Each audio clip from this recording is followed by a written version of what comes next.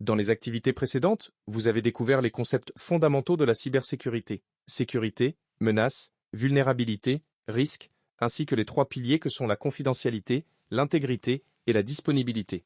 Il est maintenant temps de passer à l'étape suivante: identifier concrètement les menaces qui pèsent sur les applications web. Ce cours vous présente les attaques les plus répandues, celles que vous rencontrerez systématiquement dans votre futur rôle de spécialiste en cybersécurité et dans les tests d'intrusion applicatifs. Une application web est accessible depuis un navigateur, via Internet ou un réseau interne. Elle reçoit des données envoyées par les utilisateurs, formulaires, URL, cookies, en-tête HTTP, NTP, et les traite pour afficher des résultats, interagir avec une base de données ou appeler d'autres services. C'est précisément dans ce traitement des données que naissent la grande majorité des vulnérabilités. Moins 1. 1. L'injection SQL, Structured Query Language. L'injection SQL est l'une des attaques les plus anciennes et les plus dangereuses qui existent. Elle cible les applications qui utilisent une base de données relationnelle. Lorsqu'un utilisateur soumet un formulaire, par exemple, un champ de connexion avec un identifiant et un mot de passe, l'application construit une requête SQL pour vérifier les informations en base de données. Si l'application ne filtre pas correctement les données saisies par l'utilisateur, un attaquant peut injecter du code SQL malveillant directement dans cette requête. Exemple concret. Un formulaire de connexion attend un identifiant. L'attaquant saisit dans le champ identifiant la valeur suivante: admin, avec un apostrophe et deux tirets. Cette saisie modifie la requête SQL originale et peut permettre de se connecter sans mot de passe, de lire toute la base de données, de modifier des données, voire de supprimer des tables entières. Les conséquences pour les piliers CIA. La confidentialité est violée, données lues sans autorisation, l'intégrité est compromise, données modifiées ou supprimées, et la disponibilité peut être affectée, suppression de données critiques. La protection principale contre l'injection SQL repose sur l'utilisation de requêtes préparées, aussi appelées requêtes paramétrées, qui séparent le code SQL des données utilisateurs. Moins 2. Le cross-site scripting, que l'on appelle aussi injection de script côté client. Cette attaque consiste à injecter du code JavaScript malveillant dans une page web affichée à d'autres utilisateurs. Contrairement à l'injection SQL, qui cible le serveur et la base de données, cette attaque cible le navigateur des victimes. Il en existe deux formes principales. La forme réfléchie, l'attaquant envoie un lien piégé à la victime. Lorsque la victime clique, sa requête contient du code malveillant que les serveurs renvoient directement dans la réponse, et le navigateur l'exécute. Par exemple, un moteur de recherche qui affiche « Vous avez cherché ». Terme, sans filtrer le terme peut refléter du code JavaScript. La forme stockée, le code malveillant est enregistré dans la base de données, par exemple, dans un champ commentaire d'un forum. Chaque utilisateur qui consulte la page exécute le code à son insu. C'est la forme la plus dangereuse, car elle peut toucher des milliers d'utilisateurs sans qu'ils aient besoin de cliquer sur un lien. Ce que peut faire un attaquant avec cette technique, voler les cookies de session, et donc usurper l'identité d'un utilisateur connecté, rediriger la victime vers un site frauduleux, afficher de faux formulaires pour capturer des identifiants. La protection principale repose sur l'échappement des données affichées dans les pages HTML, c'est-à-dire transformer les caractères spéciaux comme les chevrons en version infonative. Moins 3. La falsification de requêtes intersites, cross-site request forgery. Cette attaque exploite la confiance qu'un site web accorde au navigateur d'un utilisateur déjà authentifié. L'attaquant pousse la victime à exécuter une action sur un site où elle est connectée, à son insu. Exemple concret, vous êtes connecté à votre banque en ligne. Un attaquant vous envoie un email contenant une image ou un lien piégé. En cliquant, ou parfois simplement en chargeant la page, votre navigateur envoie automatiquement une requête à votre banque pour effectuer un virement. Car votre session est active et votre navigateur inclut vos cookies d'authentification dans toutes les requêtes vers ce site. La différence clé avec le cross-site scripting. Dans le cross-site scripting, l'attaquant injecte du code dans le site cible. Dans la falsification de requêtes intersites, l'attaquant exploite la session active de la victime depuis un autre site. La protection principale consiste à utiliser des jetons anti-falsification, tokens. Chaque formulaire contient un identifiant unique et secret généré côté serveur que l'attaquant ne peut pas connaître. Moins 4. Les failles d'authentification et de gestion de session. L'authentification, c'est le mécanisme qui permet de vérifier l'identité d'un utilisateur, connexion avec identifiant et mot de passe. La gestion de session, c'est ce qui maintient cet utilisateur connecté entre deux requêtes, via un cookie ou un jeton. Les vulnérabilités dans ces mécanismes sont extrêmement courantes. En voici les principales formes. Mot de passe faible accepté sans contrainte, longueur minimale, complexité, absence de protection contre les attaques par force brute. Un attaquant peut tester des milliers de combinaisons d'identifiants et mots de passe sans être bloqué. Identifiant de session prévisible ou non renouvelé après connexion, Un attaquant qui capture un ancien identifiant de session peut rester connecté. Transmission des données d'authentification en clair, sans chiffrement via le protocole EHCP-S. Absence de mécanisme de déconnexion efficace côté serveur. Exemple concret. Une application génère des identifiants de session de type session-1, session-2, session-3.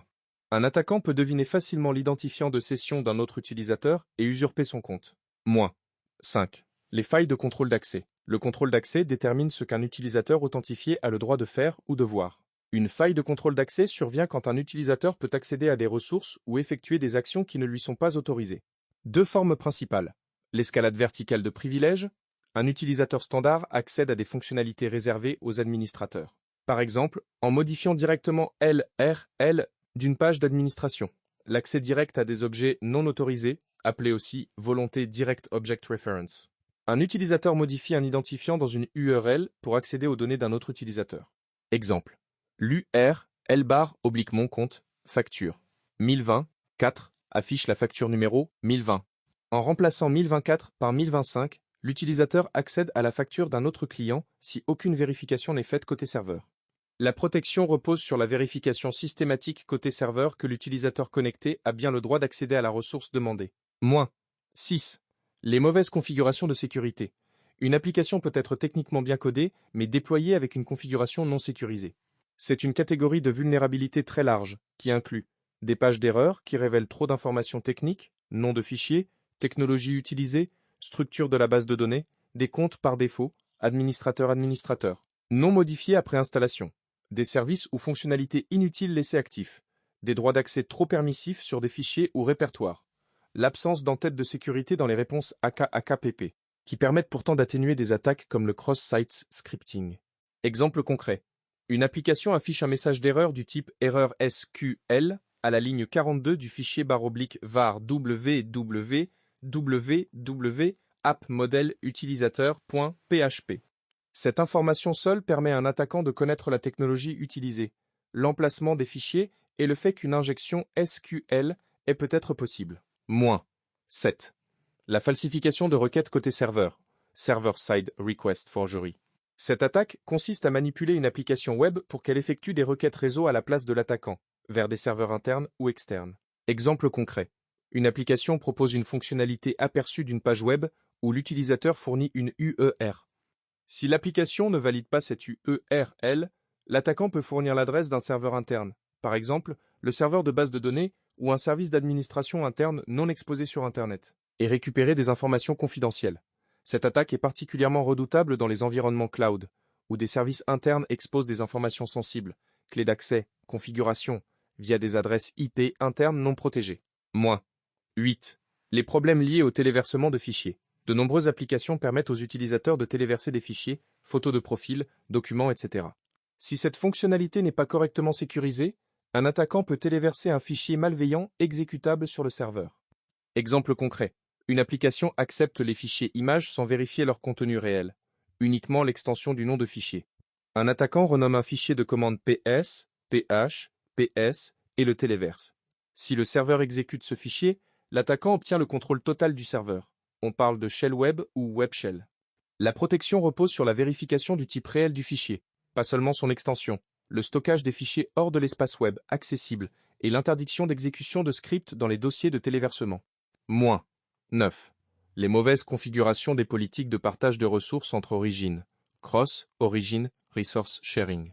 Lorsqu'une page web hébergée sur un domaine tente d'appeler une interface de programmation, API, hébergée sur un autre domaine, le navigateur applique des règles de sécurité strictes. La politique de partage de ressources entre origines est le mécanisme qui détermine quels domaines étrangers sont autorisés à communiquer avec cette interface. Une mauvaise configuration consiste par exemple à autoriser tous les domaines sans restriction. Cela peut permettre à un site malveillant de faire des appels à l'interface au nom de l'utilisateur connecté et de récupérer ces données. Exemple concret, une interface bancaire autorise n'importe quelle origine à accéder aux données en répondant « Accès autorisé pour tout le monde » dans ses entêtes. Un site malveillant peut alors appeler cette interface depuis le navigateur d'une victime connectée et récupérer son solde ou ses transactions. Moins. Synthèse et lien avec votre futur rôle. Vous avez maintenant une vue d'ensemble des menaces web les plus courantes.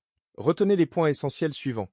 L'injection SQL et l'injection de script côté client exploitent le manque de validation et de filtrage des données entrantes. La falsification de requêtes intersites exploite la confiance du serveur envers le navigateur de l'utilisateur. Les failles d'authentification et de contrôle d'accès résultent d'une conception insuffisante des mécanismes de protection des comptes et des ressources. Les mauvaises configurations, les téléversements non sécurisés, la falsification de requêtes côté serveur et les mauvaises politiques de partage entre origines illustrent que la sécurité ne se résume pas au code applicatif, mais s'étend à la configuration, au déploiement et à l'architecture. En tant que futur spécialiste en cybersécurité et test d'intrusion applicatif, votre mission sera d'identifier ces vulnérabilités sur des périmètres autorisés, de les documenter avec des preuves et de proposer des corrections adaptées. Ces notions seront approfondies tout au long du cursus, notamment lors des ateliers pratiques de tests d'intrusion et de la mise en place de pipelines de livraison sécurisés.